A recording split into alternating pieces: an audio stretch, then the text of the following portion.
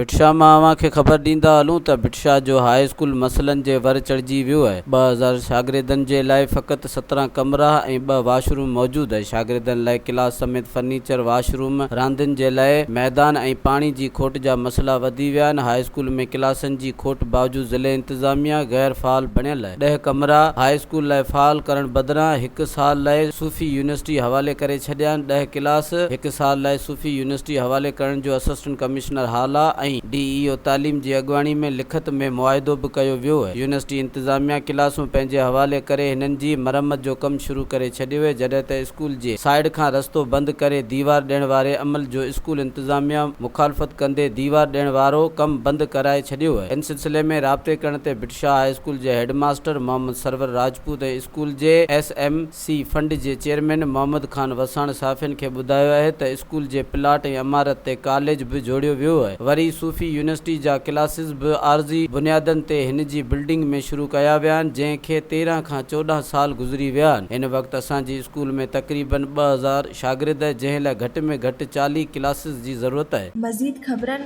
ऐं तफ़सीलात लाइ विज़िट कयो असांजी वेबसाइट www.awamiNewsHD.com ऐं ॾिसंदा रहो अवामी न्यूज़ HD।